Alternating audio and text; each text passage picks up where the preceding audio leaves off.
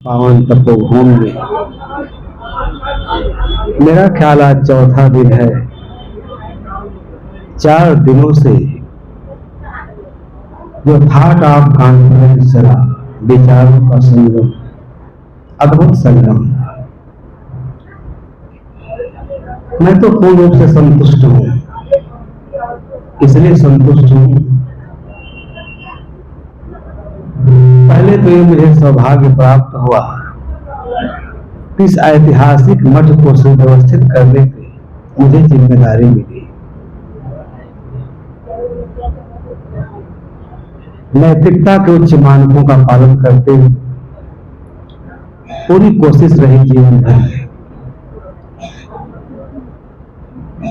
कि जिस विश्वास, इस भरोसा के साथ गुरु जी ने मुझे जिम्मेदारी सौंपी और बहुत सारी अच्छाइयों का हमारे संत गुरुजन श्री शंकर साहेब आज वर्णन किया करते थे। मैं हमेशा सोचता हूं कि जो चीजें मेरे बारे में कही जाती है, मठ के बारे में कही जाती है, उस पर मैं हमेशा खरा उतरूं और ऐसी कोई जीवन में भूल न हो, गलती न हो कि मेरे ऊपर कोई प्रश्न चिन्ह खड़ा हो। ये मेरा सदा का प्रयास रहता है। आप सबके विश्वास पर मैं खरा उतरूं, अपनी परंपरा का अनन्य निष्ठा और अनुराग से सेवा करूं। ये मेरे लिए संतोष का विषय है। मैं पूर्ण रूप से संतुष्ट हूं कि आप सब संत गुरुओं का एक विराट भक्त समाज, भक्त वत्सल भगवान का सेवा करने का मुझे सौभाग्य प्राप्त होता है। सत्संग को क्या कहा जाता है? अनेक मनीषियों ने, महापुरुषों ने इस पर बड़ा सार्वजनिक विचार दिया है। सत्संग मोक्ष का हेतु है। जहां आप बैठे हैं और बैठ करके आत्मभूत की बात सुन रहे हैं, मन उसमें चिर निमग्न है, मेरे शाश्वत मुक्त पद का दर्शन हो रहा है। एक घड़ी दुर्लभ है, दुष्प्राप्त है। ऐसे घड़ी के आप सब साक्षी बन रहे हैं। ये अद्भुत है। यहां जैसे लगा कि इंद्रासन वैकुंठ है, यही वैकुंठ है। यहां इतने सारे लोग एक साथ भोजन कर रहे हैं, बैठ करके धर्म सेवा कर रहे हैं, एक दूसरे से सीख रहे हैं। कितना बढ़िया अनुशासन है। अभी तक शायद कोई शिकायत नहीं मिली है। किसी ने नहीं कहा धर्मशाले में कष्ट है। जो लोग यहाँ 24 घंटे सो नहीं पाए, बैठे बैठे रात बिताए, वो भी कहते हैं शायद मुझे बहुत सुख है। तो मुझे लगता है कि वो यहाँ आकर वैकुंठ के अनुभव कर रहे हैं। इस दुख में भी मुझे सुख के अनुभव हो रहे हैं। 4 दिनों तक विचारों की गहराई में हम यात्रा करते रहे। महापुरुषों ने, संत गुरुजनों ने अपना विचार दिया। आपको संतुष्टि न होती तो आप क्यों रुकते? इतना असाध्य कष्ट, दुख। यहाँ कोई कमरा नहीं, नहाने धोने की व्यवस्था नहीं, कोई रजाई, गद्दा, तोशक, तकिया नहीं, फिर भी आप आज 3-4 दिनों से क्यों इसलिए रुके हुए कि हम सत्संग सुनने को मिल रहा है। लेकिन कुछ ही क्षणों में अवसर समाप्त हो जाए। एक शायर ने लिखा, दर्द आता नहीं रहने के लिए, बात रह जाती है कहने की। दर्द आता नहीं रहने के लिए, बात रह जाती है कहने के लिए। प्यार और तीर 2 किनारे हैं, जिंदगी धार है कहने के लिए। कि बह रही है एक एक पल जैसे गंगा का पानी बहता हुआ हरिद्वार ऋषिकेश से गंगोत्री से चलकर कहां चला जाता है, कलकत्ता। हर क्षण आप खो रहे हैं इस दुर्लभ क्षण को। उस दुर्लभ क्षण को सजोने संवारने उसका सदुपयोग करने का संत मार्ग बता रहे थे। कहीं उलझो मत, संसार भयावह जंगल है, कहीं उलझ गए। साहब की वाणी में तो आग है, वैराग्य की ज्वाला भड़क पड़ती है। इतनी वैराग्य भरी वाणी किसी ने कहा ही नहीं। इसलिए कबीर को सुनने के बाद मन एकदम शांत हो जाता है।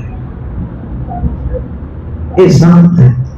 गोस्वामी जी ने कितना सुंदर परिभाषा दिया कि मुख पट देने रहे यथा अर्थ भाषण तुलसी ये संसार में सो विचार संत। वो संत है, ऐसे संतों का पावन दर्शन हुआ, अमृत में संदेश सुने, ये कितना सौभाग्य दर्शन है। लेकिन ये घड़ी अब थोड़ी देर में समाप्त हो जाएगी। ये सारा इतना सुंदर वातावरण कल परसों के बाद यहाँ 5-6 लोग रह जाएंगे। यह दुख मुझे सालेगा, क्योंकि कबीर साहब ने कहा कि मैं मांगू यह मांगना हो लीजिए सो, और संत समागम हरि कथा हमरे से हो, और मुझे नहीं। रिद्धि सिद्धि मांगो नहीं तुमसे मांगोगे, अनित व्रत दर्शन साध का है कबीर बंदे। ये नहीं कहा ईश्वर का दर्शन, भगवान जी का दर्शन, ये नहीं कहा। क्योंकि जो जीवन में मल है, विक्षेप है, आवरण है, वो संत दर्शन से, संतों के दर्शन से ये जीवन कृतार्थ होगा। आप वेरियस डॉक्टर बन गए, फिलासफर हो गए, दार्शनिक हो गए, ये भी कोई काम नहीं करेगा। इसलिए आज ये अवसर जा रहा है, और विदाई का बेला आप जानते हैं कितना दुखद होता है, बहुत दुखद होता है। जब तक आप लोगों की प्रतीक्षा थी, उत्साह में था, कोई कमी न रह जाए, भोजन में, पानी में, साग सब्जी में, उसी में वही मेरी साधना थी। अब कल ये अवसर मुझे भी नहीं मिलेगा, आप चले जाएंगे, क्या पता कब मिलेंगे, इसका अभाव मुझे कटेगा। इसलिए चाहता हूं कि सारा जीवन इस संत चरणों के सेवा में व्यतीत हो, तभी मेरे जीवन की सार्थकता है। और यही आशीर्वाद आप सब लोगों से मैं मांग रहा हूं कि आप सबकी सेवा करते हुए, मठ की सेवा करते हुए, जीवन का एक एक पल, एक एक कण संपूर्ण समर्पण के साथ समाप्त हो जाए, ताकि मन में कोई पश्चाताप न हो, विषाद न हो। अद्भुत जीवन है। इसलिए सत्संग से जो सुख होता है, कल भी मैंने बताया था, संसार के प्राणी पदार्थों का जो सुख है सब इंद्रिय जन्य है, क्षणिक है। परंतु जो सत्संग से सुख मिलता है, आध्यात्मिक सुख, वो अतीन्द्रिय सुख है, उसका वर्णन नहीं किया जा सकता है। सत्संग से जो सुख मिलता है वो शाश्वत है। एकदम आदमी अपने निर्मल निज तत्व में, चिर शाश्वत तत्व में चिर निमग्न हो जाता है। ये साधना का पथ है। इसलिए अच्छे विचारकों को देखा गया, बुद्ध, महावीर, दूसरे लोगों ने उनका लिए मठ बनाया, स्वयं नहीं बनाए, बड़े बड़े राजा महाराजा बनाए, परंतु चारिका करते रहे, विचरण करते रहे, लोक हित के लिए, लोक कल्याण के लिए। कई सुख वैभव विलास कर जीवन में जिया। आज हम लोग उससे विरत हुए, मठ मंदिर सुख ऐश्वर्य भोग उपभोग करने के साधन बन गए, इसलिए हमने अपना महापतन किया, विनाश किया। त्याग में सुख है, इस बात को समझना होगा। ये सबका सार क्या था?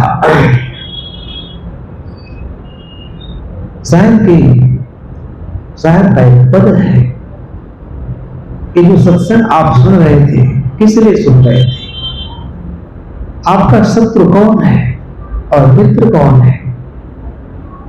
बड़ा छोटा सा विचार है।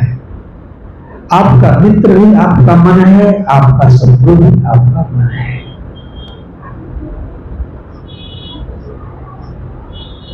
इसलिए इस मन को मांझने के लिए सारे घोट, सारे कुबेर सब मन में उत्पन्न होते हैं। इस मन को शुद्ध रखने के लिए, पवित्र रखने के लिए ही सत्संग किया जाता है। मन को पवित्र रखने का और कोई साधन नहीं है, कोई साधन नहीं है। मन में जो बहुत सारे कुसंस्कारों, गंदगी का ढेर है, जिसके कारण जीवन और जगत दोनों दुख में प्रतीत होता है। न जीवन दुख में, न जगत दुख में। जब इसका सही उपयोग नहीं करते हैं तो सब दुख में हो जाता है। शरीर कितनी सुंदर थी, शरीर पर कितनी कांति थी, कितनी ऊर्जा इस शरीर में, तो सारे ऊर्जा को हमने इंद्रियों के वैमुखता में नष्ट कर दिया। परिणाम में क्या मिला? क्षणिक सुख और महादुख। वही मन अगर साधना परायण हो गया होता, इंद्रियों का संयम, कितना सुख होता। तो शायद सहज साधना बता रहे हैं, जन्म ते उलट भये हैं राम, दुख दिन से सुख कियो विश्राम। ध्यान से सुनना, अंतिम क्षण है। बैरी उलट भय है नीता, सार्थक सुलट उलट भय जीता। अब मैं सब कुशल कर माने हम, शांत भय जब गोविंद जाने। तनमा होती कोट के बाद, उलट भय सुख सहज समाधि। आप पिछाने आते आप, रोग न व्यापित तीनों ताप। यह मन उलट सनातन हुआ, तब जानिया जब जीवन मोह। ये कबीर का पद है। मोक्ष इतना सरल नहीं है। कहें कबीर सुख सहज समाओ, आप न डरो और डरा। एक पद में कितना विलक्षण अध्यात्म की चर्चा है। जमते उलट भय है राम। ये मन गंदा मन, दूषित मन, जब भोगों के प्रमाण में पड़ जाता है, इंद्रिय विलास में, कुछ संस्कारों का गंदा से आवृत हो जाता है। यही मन जब साधना करके सत्संग सुन करके, पहला चरण है सत्संग का, मन को शुद्ध होने का साधन। कुछ लोग आते हैं, कहते हैं कि मुझे मठ में ये करना है, वो करना है, अच्छा मंदिर बनाना है, अच्छी व्यवस्था करनी है, आवश्यक है, परंतु अपरिहार्य नहीं है। अपरिहार्य है जो ये मन जमराज बना हुआ है। शायद कहते हैं इस जमराज मन को साधना के द्वारा, सत्संग के द्वारा, सेवा के द्वारा निर्मल करके इस मन को राम में लगाओ। जब तक कि मन बाहर विचरण करता रहेगा, बहिर्मुख, कहीं सुख नहीं मिलेगा। जब यही मन उलट गया, अपनी अंतरात्मा की गहराई में बैठ गया, जब विषय भोगों का परित्याग करके राम तत्व का स्मरण करने लगा। क्या मेरी मन राम हो गया। राम दूसरा नहीं, राम आप हो। लेकिन जब अपने मन के भावों को नहीं सुलझाते हो, जिसे भोगों को उलझने के लिए मन जलता रहता है, बड़े खोटे खोटे विचार आते हैं, मन कांप जाता है। किस प्रकार से मन जबराज हो जाता है। इस जबराज मन को आप राम में लगाओ। जब तक संसार के भोगों में, संसार के सुखों की जब तक इसमें भावना बनी रहेगी, एक मन ही जमराज है। जमराज और कोई नहीं।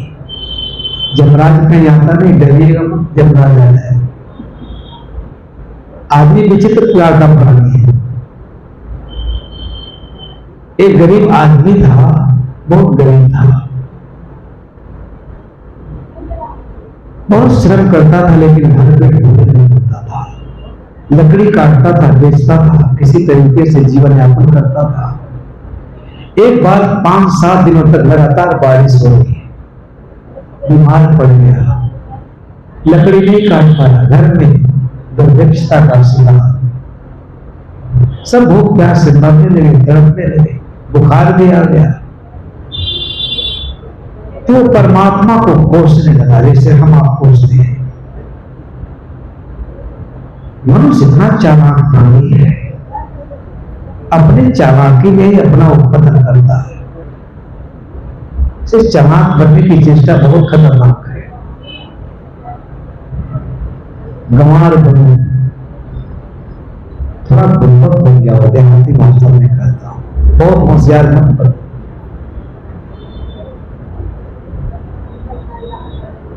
तो भगवान को कोसने लगा, क्या है परमात्मा, मैं इतना अभागा व्यक्ति हूं, इतना श्रम करता हूं, क्या संसार का सारा पाप मैंने ही किया? ये जीवन तो दिया अपने मनुष्य का, लेकिन न सुख है, न चैन है, कुछ नहीं है। ऐसा जीवन जीने से क्या फायदा?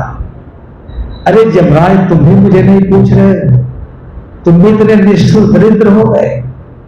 मेरा जीवन मेरे लिए भार बोझ बन गया।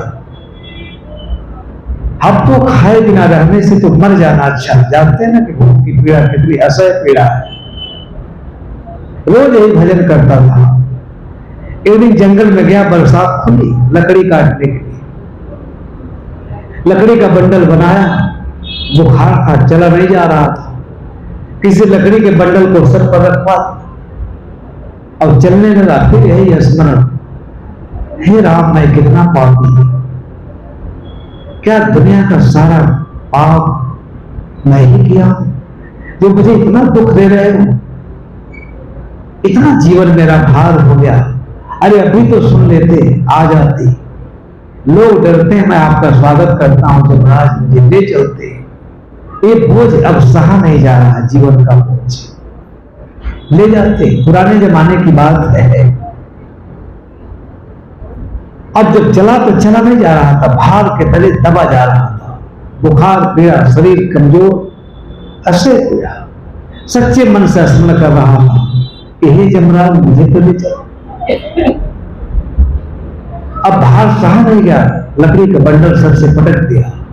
फिर लंबी सांस ले रहा, अरे हाय जमराज, आ जाते, मुझे ले चलते। इस सारे जीवन से छुटकारा मिल जाता।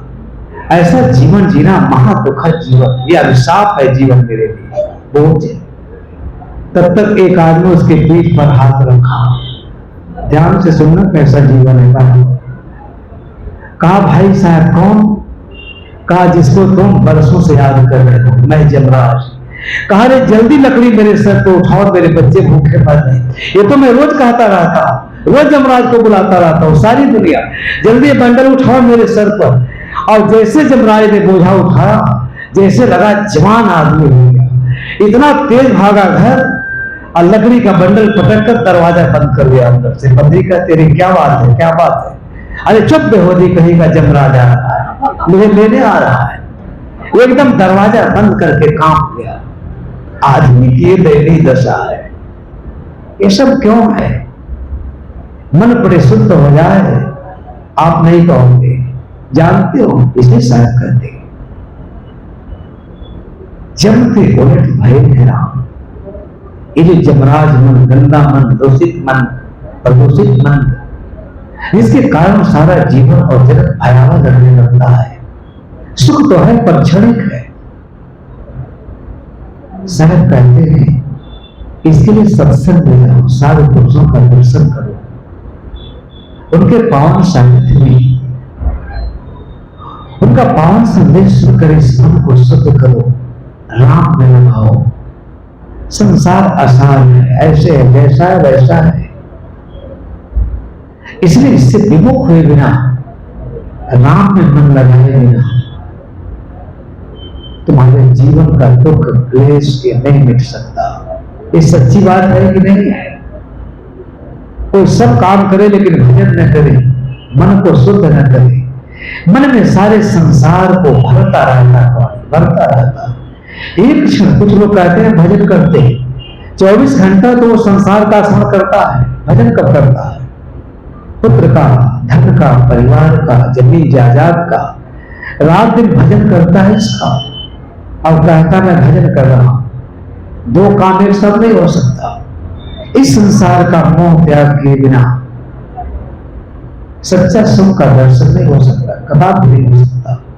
इसलिए मन ही जमराज, मैंने आपको दृष्टांत दिया कि मन को ऐसा कहा, वो मन ही जमराज बन गया। एक कहानी है, कहीं जमराज नहीं आया होगा, परंतु हमारे आपके सामने में अगर उपस्थित हो जाए तो दरवाजा बंद करने के सिवाय कोई उपाय नहीं। कितने महात्मा कहते कहते मर गए, आओ मैं तुम्हें स्वर्ग लेके चलता हूं। मैं स्वर्ग जाने का रास्ता पता है, ब्रह्मा मिले, विष्णु मिले, तमाम संतों को मिलते रहते हैं। खैर हम लोगों को नहीं मिले आज तक, न मिले याद रखना, बहुत महात्माओं को मिले। अब लोग तो उनको इतना धूल माला द्रव्य मेवा मिष्ठान जो स्वर्ग का रास्ता बताए, परमात्मा को मिलाए, फिर उससे बड़ा हो अपना सब कुछ समर्पित कर देते हैं। ये सब क्यों है कि मन में भय है। आपने जीवन भर अपसंस्कृत कर्म किया है, मन भयाक्रांत है, क्योंकि मन में उस कर्म गंदे कर्मों के संस्कार हैं जो आपको सुख चैन से नहीं रहने देते। सोचते हैं कौन बाबा मिट जाए, कौन महात्मा मिट जाए, जल्दी उसको दान दे दे, रुपया पैसा दे दे, सस्ता नुस्खा सब हो जाएगी। पाप आप करो, तांत्रिक आपका पाप काटे, कितना बेहुदापन की बात है।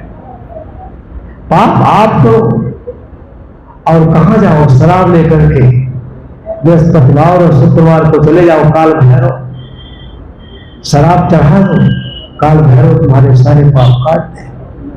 ये सारे मन में गंदे संस्कार बनते हैं, इसलिए बोझ है, इसको समझने का प्रयास करना चाहिए। सदगुरु कबीर साहब आध्यात्म की इतनी ऊंचाई पर बैठे हैं कि सारे धर्मशास्त्र फीका लगने लगते हैं। साहित्य का और कम करने की जरूरत नहीं कि राम राम कहो, माला फेरो, विपස්සना करो, ध्यान करो, तो करना चाहिए, परंतु पहला काम है अपना जो तुम्हारा मन जमराज बना हुआ, इस मन को पहले, इस मन का परिष्कार करो, शुद्ध करो, विशुद्ध करो। जब तक मन शुद्ध नहीं होता है, माला नहीं फेर नहीं सकते, माला तो हाथ में रहेगी लेकिन मन कहां रहेगा। क्या कहते हैं, राम राम कहते हो। मैंने वैष्णव साधु को देखा तो बहुत बढ़िया बात कह रहे थे, कहे महाराज जी क्या बताऊं, श्री राम जी की कृपा से हमारे पास अयोध्या में बहुत बड़ा मठ है। श्री राम जी की कृपा से बहुत सारे किराएदार हैं। श्री राम जी की कृपा से कुछ किराएदार किराया भी नहीं देते हैं। श्री राम जी की कृपा से क्या बताएं, श्री राम जी की कृपा से कुछ किराएदार तो हमारा जमीन ही हड़प लेना चाहते हैं। श्री राम जी की कृपा से हमारे यहाँ गौशाला है, 4 गायों ने बच्चियां दिया है, लेकिन श्री राम जी की कृपा से चारों की बच्चियां मर गई। श्री राम जी की कृपा से देखिए मैं अयोध्या जा रहा था, श्री राम जी की कृपा से मेरा दामाद ट्रेन में एक्सीडेंट हो गया, मर गया। मैं क्या बताऊं, आदमी को अपने ऊपर भरोसा नहीं, सब श्री राम जी की कृपा से होता है। वो कहानी में जरा भी विचार नहीं करता मैं कहा क्या रहा हूं। अच्छा हुआ तभी श्री राम जी कृपा से, बुरा हुआ तभी श्री राम जी कृपा से। इस विचार से ऊपर उठने की जरूरत है। अपने मन का साक्षी बनो। इस साधना के बिना नहीं हो सकता। सब कुछ राम की कृपा से, सब कुछ आपके कृपा से हो रहा है। चोरी करने आप जाते, झूठ बोलने आप जाते, राम जानते, राम बुलवाते हैं। कहते महाराज जो कुछ हो रहा है सब ईश्वर की कृपा से। साहब कहते हैं सब कुछ हो रहा है तुम्हारे गंदे मन के कारण, दूषित मन के कारण। मन अगर ठीक हुए कुछ नहीं होगा। इसलिए सत्संग का फल क्या है? इस मन को इतना निमज्जित कर लो, इतना मांझ लो, इतना स्वच्छ कर लो कि जीवन में सारे क्लेश, सारे दुख ये सब मिट जाए। सुख के विश्राम और अपने जीवन में परम सुख ये विश्राम पा जाओ। कहां विश्राम पाना है? महाराज जनक को इतना उपदेश देते रहे अष्टावक्र, और क्या कहा उन्हें समझ में नहीं आता। ये विषय इतना जल्दी समझ में आ रहा है, बड़े बड़े महारथी नहीं समझ पाते। इसे समझने के लिए शायद है और अद्भुत प्रसंग है। दुख दिन से सुख के विश्राम। तब महाराज जनक को अष्टावक्र ने कहा यद्य हम पृथक कृत्य चित्त विश्राम तिष्ठति अद नहीं वह सुखी शांतो। कितना विमल ज्ञान दिया।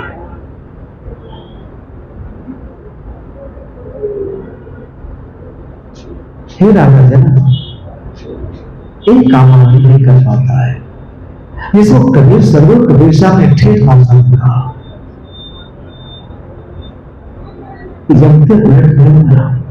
राजन, जीवन भर मनुष्य शरीर को ही आत्मा मानता रहता है।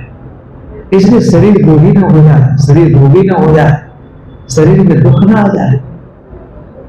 जीवेशा का महारोग उसे सताता रहता है। मृत्यु अवश्य पावी है। दुख रोग का इलाज करना चाहिए, परंतु ये सदा रहने वाली नहीं है। जब तक है बहुत है, इसमें करने जो भी काम करो ये शरीर पाने का फल है। विषय सुख सब क्षणिक है, अनात्मा है, सब दुख रूप है सारा जगत। कहते हैं महाराज स्वयं को देह से अलग जानो, तुम देह नहीं, देह में रहने वाले दिव्य आत्मा। चित्त विश्राम तिष्ठति, अपने उस चित्त में परम विश्राम पाओ। वही बात सदगुरु कबीर साहब कहते हैं, दुख दिन से सुख के विश्राम। परम विश्राम कहां है?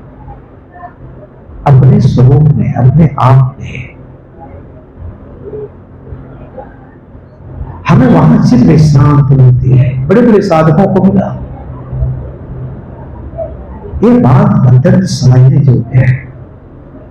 एक दात आत्मा के शब्द है, साधारण शब्द नहीं है। आदमी को कई प्रकार के भय से ग्रसित है।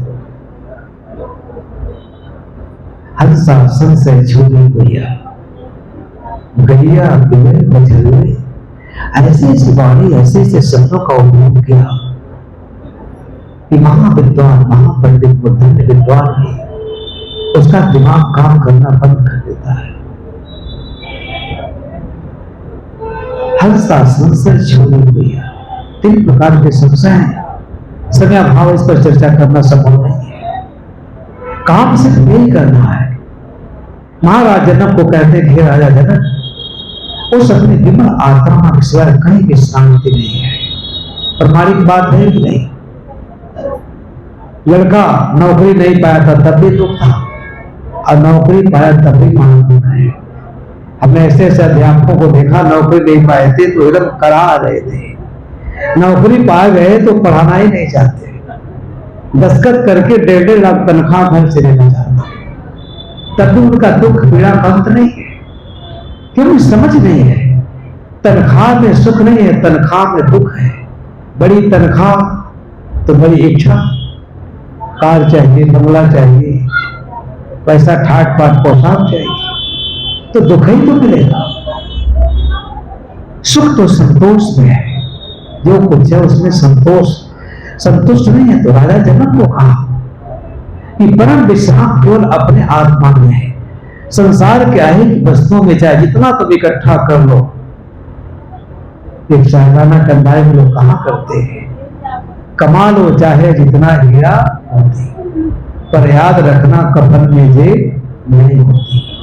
सब जहां का तहां चल जाए। इसलिए श्री ज्ञान साहब जब इतना बढ़िया से कहते थे तो मंच पर एक समा बन जाता था। बिना लिबास आए थे इस जहां में हम, याद रखना उस बात, बिना लिबास आए थे इस जहां में हम, सिर्फ एक कफन के लिए इतना लंबा सफर करना पड़ा। परम ज्ञान है। चाहे पूरा संसार का वैभव, प्रधानमंत्री नेहरू, लाल बहादुर शास्त्री या कोई भी हो, अपने प्रधानमंत्री के लिए तो मैं उनके दीर्घायु की कामना करेंगे, जो भी जीवित है। लेकिन जो नहीं रहे उनको भी केवल कफन ही मिला, कोई सोने का लेप कर कार्य में लेप के नहीं गया, केवल मार्किन का कफन मिला। ये कितना सार्वभौम बात है। ज्ञान का सारा रिजल्ट इसमें है। कुछ भी कर लो, लेकिन जाते समय नंगे आए थे, थोड़ा लोग दया कर देते हैं कि कपड़ा से ढक के दफन कर देते हैं, पर मिलेगा एक कफन और कुछ नहीं मिल सकता। बताओ किसी को कुछ मिला हो तो। मिस्र के पिरामिड में जाके देखो, वहां के राजा रानियों कितनी इच्छा प्रबल थी। जब उनकी शरीर मरी, वो लोग कहे थे कि देखो हमारी शरीर जीवित हो सकती है। सोने के चादरों से उसके लपेटी गई उस लाश को, बड़ी मोटी मोटी चादरों में। दास दासियों को जिंदा रखा गया, सारी अहित वस्तुएं रखी गई कि कहीं ना कहीं जीवित हो गया तो इसे पानी कौन पिलाएगा, भोजन कौन बनाएगा। जाओ देखो पिरामिड पड़े हुए नहीं, सोने नहीं किसी नहीं। लेकिन हमारे यहाँ की परंपरा जलाने की रही है, तो यहाँ कफन के सिवा कुछ नहीं मिलता, किसी को नहीं मिला। किसी को मिला कुछ है? मंच पर जो बोलते थे तो सारा मंच शांत जाता था। कितनी सार्वभौम बात है। साहब उस बात को याद दिलाना चाहते हैं, वही ज्ञान है।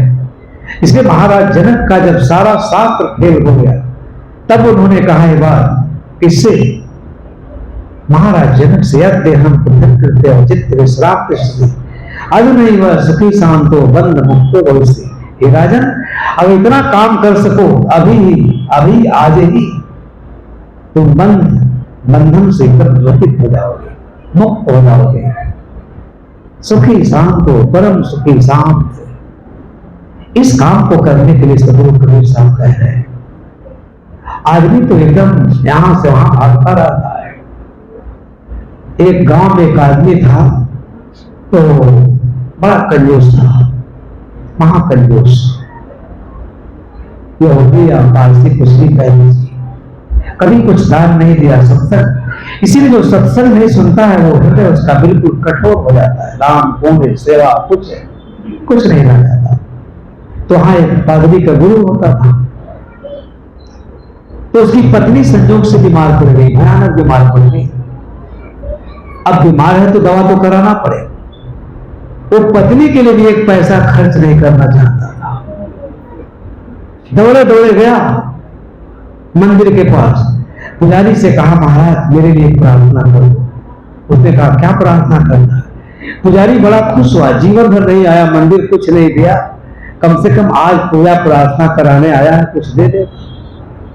सोचा, कहा बताओ क्या पूजा करनी है?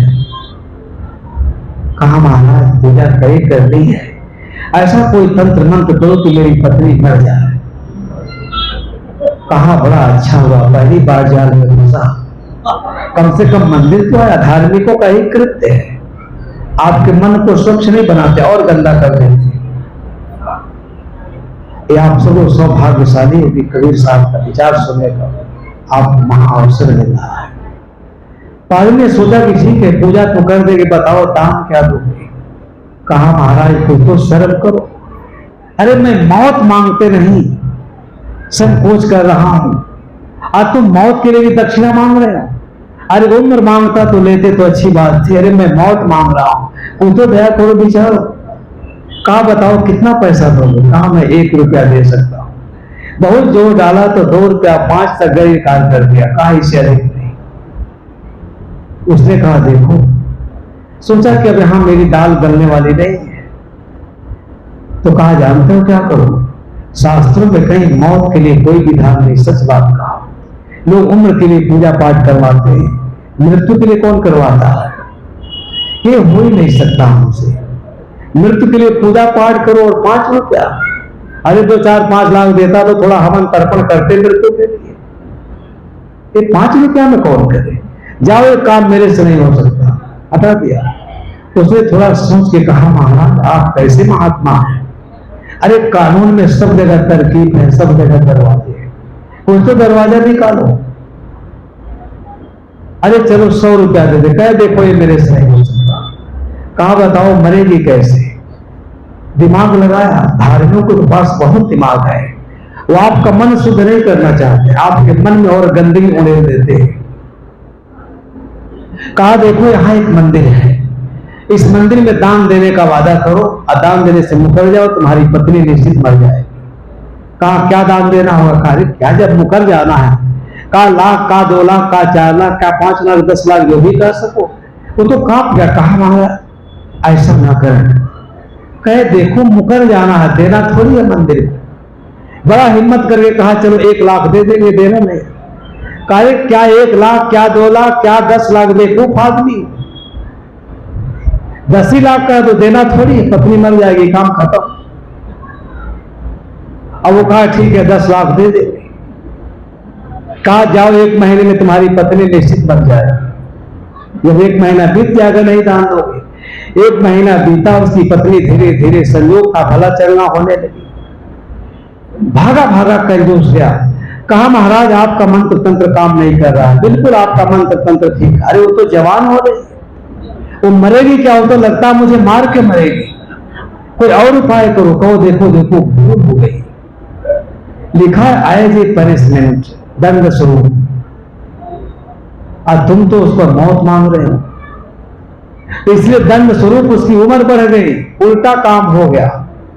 देखो ऐसे काम नहीं बनेगा। ऐसा करो तुम पत्नी के लिए खूब बढ़िया साड़ी खरीदो, गहना खरीदो, रुपया पैसा खरीदो, उसको नाक कान छिदवा कर बड़ा बड़ा गहना खरीदो। हमारे बहने प्रतीक का दिया हुआ नाक कान सब खराब कर देती है सोना पहनने के लिए। कितना सुंदर कान नाक है, इसको छेद के सोना पहनती है, कितनी मोटा है, सब खराब कर देता आदमी। कहा और जाकर के सूप खरीदो, बढ़िया साड़ी बनाओ, उसकी 5 लाख खूब बढ़िया गहना ले जाओ, काजू किशमिश बादाम ले जाओ, और तुम्हारे प्रति उसके मन में इतना प्रेम उमड़ जाए, और तुम्हारे प्रति भी उसके मन में इतना प्रेम उमड़ जाए कि तुम कहो हे परमात्मा इसे मारना मत, तब वो मारेगा। कहा महाराज आज तक तो मैंने कुछ खरीदा नहीं, हीरे जवाहरात। कहा मूर्खो, चीजों के दाम रोज बढ़ रहे हैं, खूब खरीद लो, मर जाएगी, बेचोगे 3 गुना 4 गुना मिलेगा। सोना का दाम तो रोज बढ़ रहा है, आज भी देख रहे बढ़ रहा है। मूर्खो, बहुत लाभ होगा तुमको, हमारी बात मान जाओ। जाल में फंसा लिया बड़ी बुरी तरीके से। ये गए 5 लाख की साड़ी खरीदे बनारसी, खूब कान में का, नाक का गहना पाए, सब आभूषण लेके गए, काजू किशमिश बादाम। पटली तो एकदम नाच उठी कि लगता है मंदिर जाने का है परिणाम इतना परिवर्तन। इतना कठोर आदमी कभी तो 10 रुपए की साड़ी नहीं लाया, 10 लाख की साड़ी सोन जड़ी। एकदम प्रेम उमड़ पड़ा पत्नी के, पति के प्रति, खूब बढ़िया साड़ी पहनी, खाई पी मस्त, दोनों एक दूसरे से स्नेह प्रेम करने लगे। इतना पति को आदर दी, इतना सम्मान दी पत्नी। तब तक 1 महीना नजदीक आने लगा। ये भी ध्यान रखिएगा, पहली बार हो जाना कि जीवन में पत्नी बड़ी अनूठी चीज है।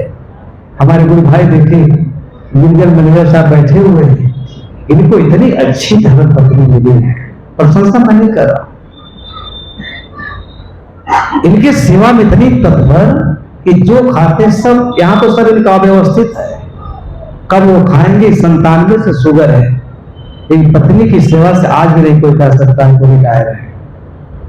पत्नी चीज है, जिसको अच्छी पत्नी नहीं मिली उसका जीवन नरक। इतना प्रेम उमड़ पड़ा जब गहना देखी और खाने पीने की सामग्री, सोना चांदी, खूब बढ़िया बढ़िया व्यंजन बना खिलाने लगी, सेवा करने लगी, पंखा डुलाने लगी।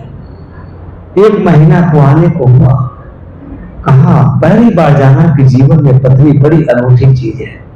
नाहक मैं इसके मरने की कामना कर रहा था। तब तक 1 महीना नजदीक आया, पत्नी का कोई तबीयत खराब हुआ, डर गया, जैसे लगता पत्नी चली जाएगी स्वर्ग। भागे भागे गया, कहा महाराज अगर पत्नी मर गई तो मेरा तो सब लुट जाएगा। पहली बार मैंने जाना कि पत्नी बड़ी अनूठी चीज है, उसके बिना तो मैं बेमौत मर जाऊंगा। अब बीमार पड़ गई है, लगता आपका नियम काम कर रहा है, जल्दी कुछ बताओ उसको बचाने का उपाय। पादरी कहा था जल्दी 10 लाख रुपया जमा कर दो मंदिर में, तुम्हारी पत्नी बिल्कुल बची बचाई है। तो 1 पैसा देने वाला नहीं था, 10 लाख रुपया 1 मिनट में दे दिया पत्नी को बचाने के लिए। ये मंत्र तंत्र का काम। एकदम हताश निराश, कहा वो इसके जाल में पड़ करके मैं जीवन की कमाई गंवा दिया। बैठा बैठा पादरी, ये धार्मिक क्यों मलाई खाते, कमाते आप लोग हो और किस गाड़ी रोज आज देखते हैं वीडियो में चलता है, अरे महात्मा तो ऐसे गाड़ी से चल रहा है कि अमेरिका के राष्ट्रपति के पास है ये गाड़ी। ये महात्मा इसीलिए ऐसे चलते हैं, धर्म का व्यवसाय। इसीलिए कबीर साहब का मन रूठा हुआ है धर्म के वातावरण को देख करके। ये कहते हैं धर्म नहीं है, कबीर साहब परम धर्म की बात कहते हैं। वहां दान देने की जरूरत नहीं, वहां संपूर्ण समर्पण की आवश्यकता है, श्रद्धा भक्ति की आवश्यकता है, और किसी चीज की आवश्यकता नहीं। आप सब लोग यहाँ आए हो, चाहे हमको हजारों लाखों दान दे दो, ये आपके मन में श्रद्धा नहीं, भक्ति नहीं, अनुराग नहीं, वो सब व्यर्थ गया। लेकिन जो रात दिन सेवा कर रहा है श्रद्धा से, वो हमसे भी महान है। उसकी कीमत मैं इस जीवन में नहीं चुका सकता। जो 24 घंटा काम कर रहा असली भक्त है। कबीर साहब इसी धर्म की बात कर रहे थे। इसे कहा कि उस धर्म का साक्षात्कार जीवन में कैसे होगा? तो धर्म का साक्षात्कार तब होगा जब आप अपने मन को माजोगे, सुंदर बनाओगे। तंत्र मंत्र से नहीं, दूसरा कोई नहीं कर सकता, तुम्हें स्वयं करना पड़ेगा। उठो जगो, इस चीज को समझो। इस चीज को नहीं समझोगे, साधना नहीं कर पाओगे, जीवन एकदम बेकार चला जाएगा। अद्भुत दर्शन है। सुख दिन से क्यों विश्राम, मन को मान लिए कहां दुख है। मन स्वच्छ है, किसी ने गाली दिया, निंदा किया, मन में नहीं रखे, मन दुखी नहीं होगा। थोड़ा ज्ञान बस रख लिए, एकदम आप जलने लगते हैं अंदर अंदर। इसलिए बड़ी ऊंची बात कबीर साहब कह रहे हैं। मन को बांधे बिना, मन को स्वच्छ बनाए बिना, मन को निर्मल किए बिना आपका जो उपादेय चीज है वो उसकी प्राप्ति नहीं हो सकती। दुख, मन को मान लिया, सारा दुख मिट गया। सुख कियो विश्राम, और सुख में विश्राम पा दे। ये महाराज जनक को अष्टावक्र में भी यही बात कहा था, अपनी भाषा में कहा था, सुव्यवस्थित भाषा में कहा था। कबीर साहब जन भाषा में कह रहे, सबके लिए कह रहे। बंधु इसलिए बैरी उलट गए हैं, तो बहुत ऊंची बात कह रहा। अगर ऐसा आपने कर लिया, आपके बैरी आपके मित्र बन जाएंगे। बनते नहीं बनते, मन में अच्छा भाव है, मन में अच्छा विचार है, तो शत्रु का भी मन बदल जाता है, आपसे मित्रों व्यवहार करने लगता है। और शत्रु से घृणा करेंगे, घृणा का कोई अंत नहीं, बढ़ता जाएगा। देखो हमारे श्री गोविंद साहब आए हमारे बीच। एक ऐसा समय था कि श्री विवेक साहब ने हमारे खिलाफ को पारा पिटानी होल्डर बनाया था कचहरी में। देखो सामने, मैं इस बात का साक्षी। मेरे खिलाफ जो मचलते हुए कचहरी में आते थे कि प्रेमदास तो बिल्कुल धूल है, इसको उड़ करके फीट करके उड़ा देंगे। लेकिन उन्होंने समझा इस चीज को, समझा कि जो कुछ हो रहा है गलत हो रहा है, ये दूरी पर होना चाहिए, नहीं ब्रेक होना चाहिए। आज देखो हमारे पास बैठे, क्यों बैठे? मैंने कोई बात कभी कहा आए धानी थे, आज मिले तो पश्चाताप की कि शायद हम लोग कान खाते थे, इसे उनके पहले पर चले आते थे। आप हम लोग के मन में कोई दुर्भावना नहीं थी, मेरे मन में भी नहीं था। इसलिए देखो आज सब लोग आए हुए हैं, दुख होता है। कभी से वाला में सोचता हूँ सब मेरे बच्चे हैं, लेकिन मालिक का गाली दे दो बेचारे कहते हैं साहब लोग मजबूर, हम लोग आते आपका गाला क्या बात है, ये भाव होना चाहिए।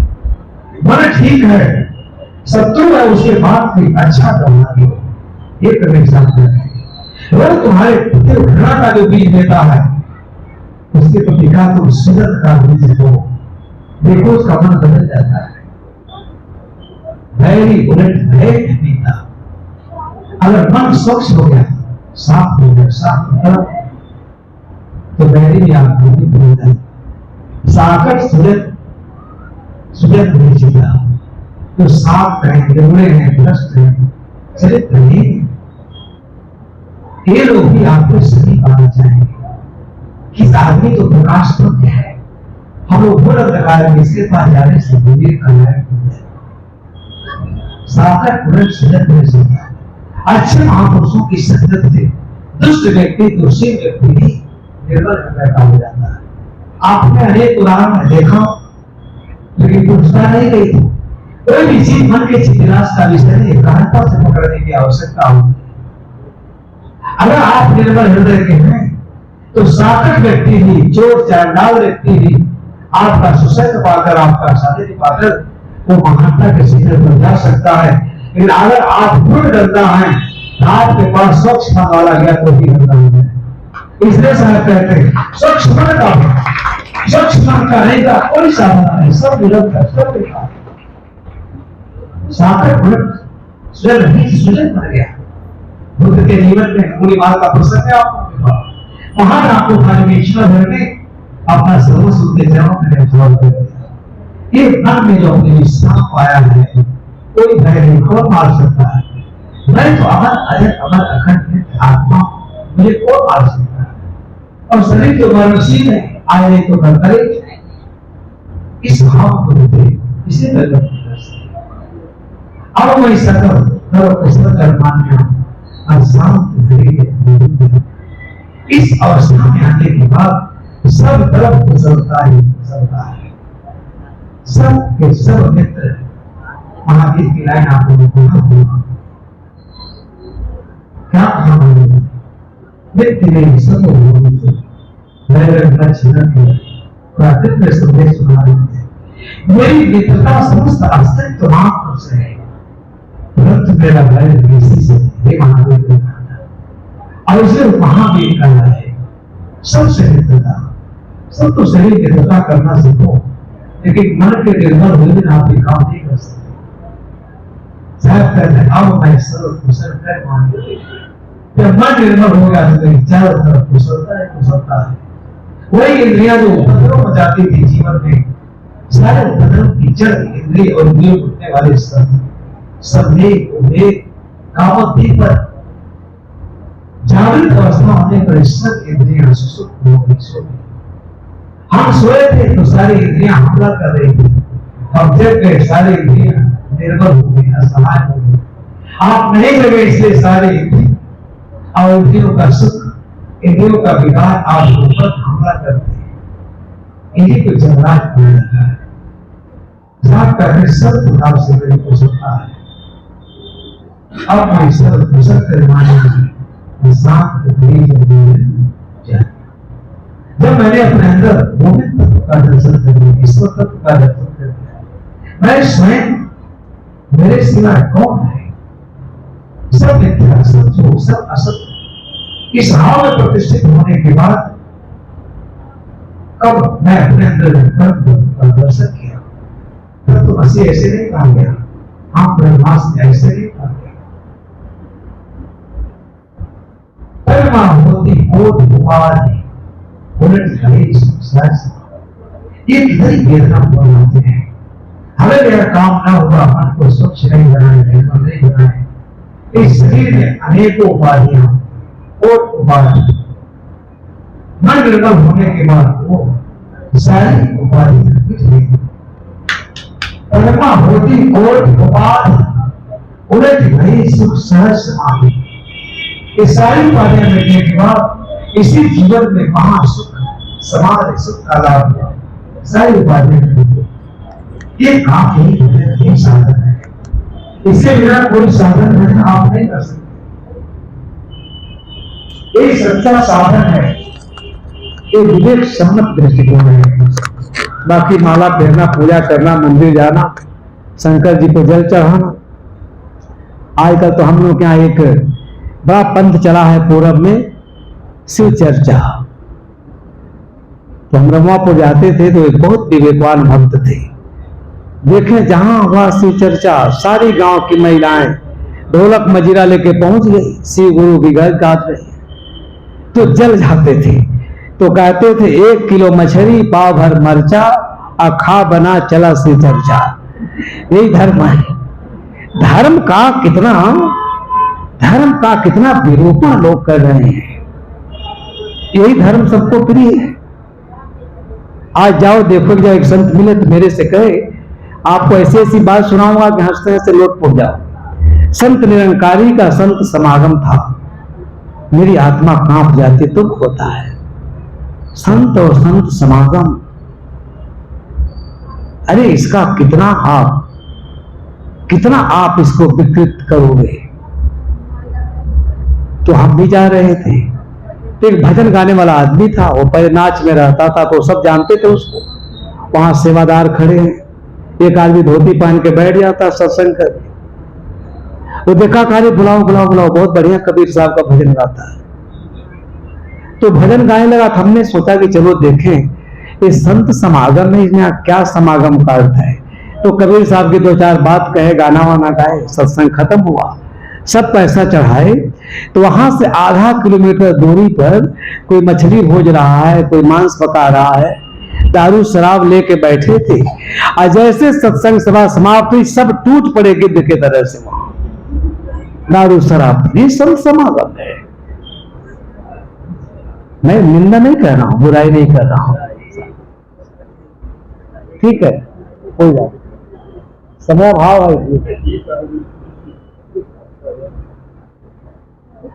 ये सब कुफल इसलिए प्राप्त होता है कि आप अपने मन, अपनी आत्मा, अपने जीवन का उचित मूल्यांकन नहीं करते। मैं क्या हूं? इतना गंदा व्यक्ति भी सत्संग कर रहा है, सब समागम कह रहा है, कहां ले जाएंगे आप धर्म को?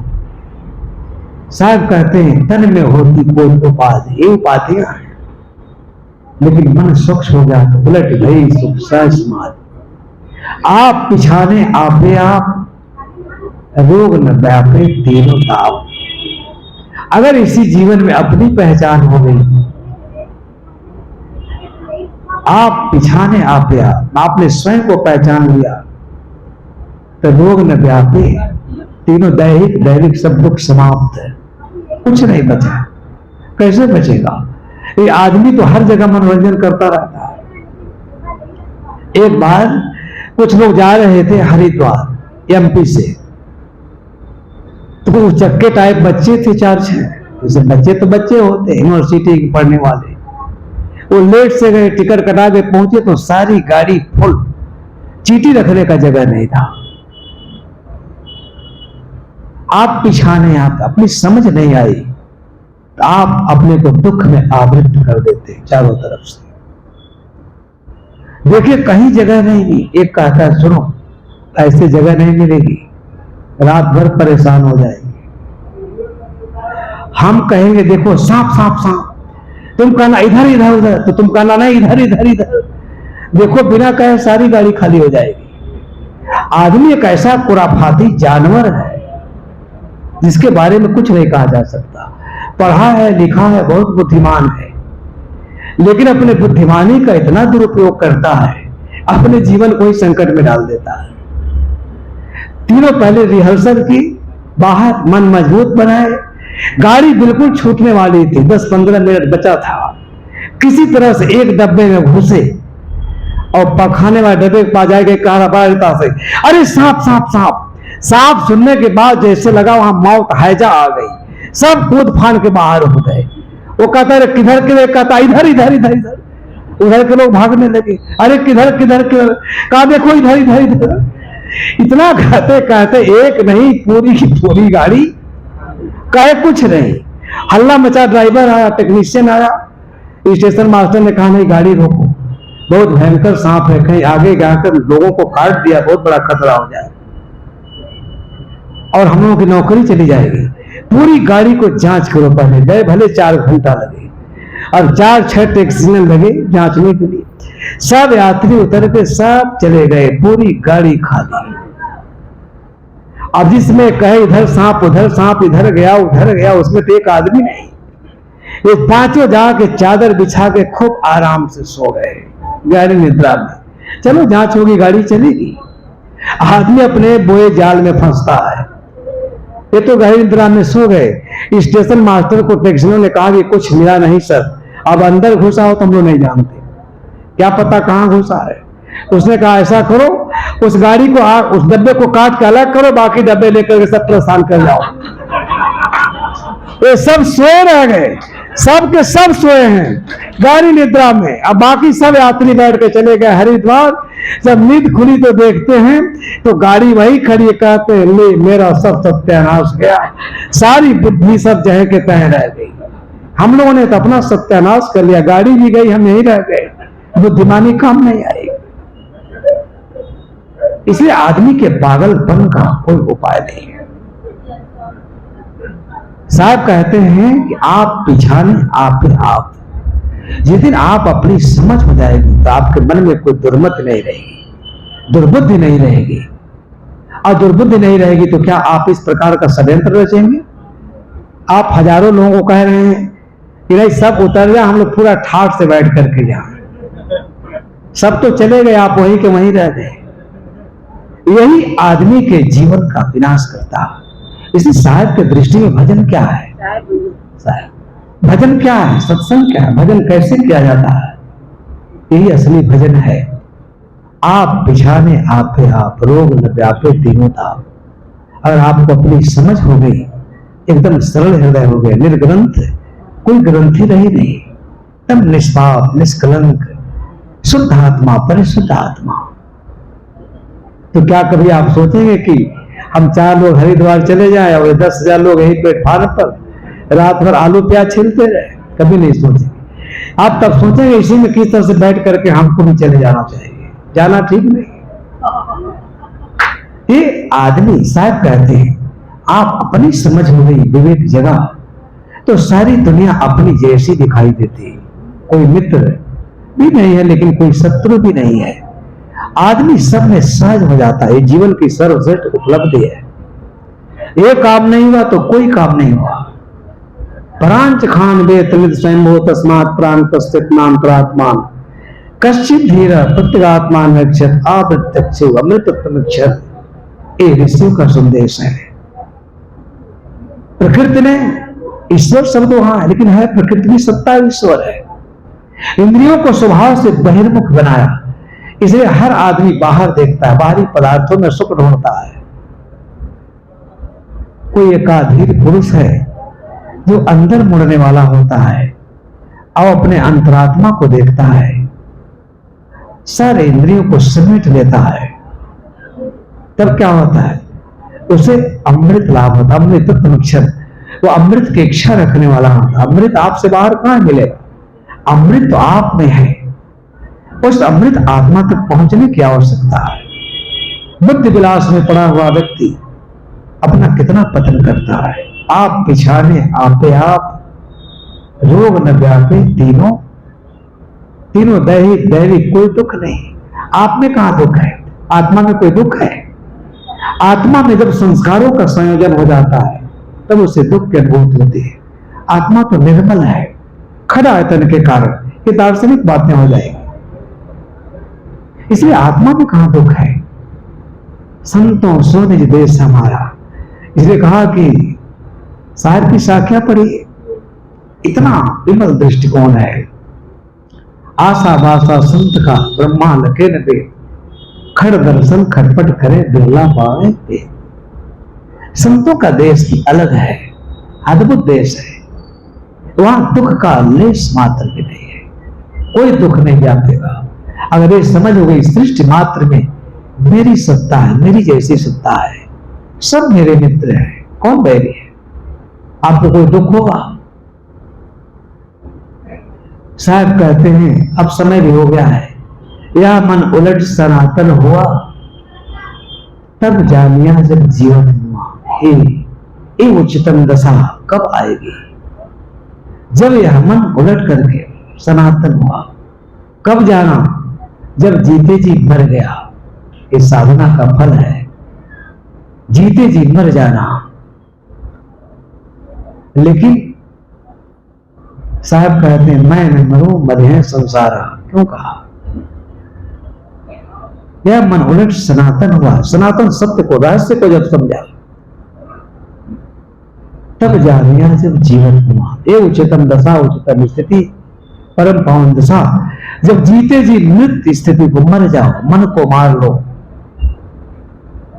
ये सहज नहीं है, बड़ा कठिन है। कई जन्मों के संस्कार प्रबल होंगे तब आप कर पाएंगे, इतना आसान नहीं है। जीते जी अपने को मरना समझना, इस मन को मार लेना ही मरना है। मन मर गया, क्या बचा? कैसे साके मर के हुआ हो, अब मेरे पीछे है चले जैसे मेरा साथ की साथी है ना। इस पर समझो, जब आप मर जाओगे जीते जी, मन को मार लोगे कि सनातन रहस्य है, तब ये बोध आएगा उच्चतम दोष, वहां संबोध का क्षण। फिर वहां कुछ न पाना है न कुछ खोना है, आप स्वयं विद्वान है। वो उस उच्चतम दशा में जाने का सदैव कबीर साहब ने मार्ग बता। कहीं कबीर समय होगा, कहीं कबीर सुख सहज समाओ, आप न डरो न और डराओ। लेकिन हम लोग करते क्या है? सुख कहाँ है? साहब जी कहा करते थे कि गर्मी का दिन था, एक घर में एक मेहमान आया। तो मेहमान आया तो वो क्या किया, खूब बढ़िया नींबू का शरबत बनाया मेहमान के लिए, और खूब बढ़िया पंखा उखा चला दिया, कूलर उलर चला दिया। मेहमान खूब बढ़िया शरबत पिया और खूब शांति से सोया। जब जाने लगा बहुत धन्यवाद देने लगा। कहा भाई साहब आप बहुत व्यवहार कुशल हैं, आपने मेरे साथ इतना सुंदर व्यवहार किया, तपती हुई गर्मी से आया, खूब बढ़िया शरबत पिलाया,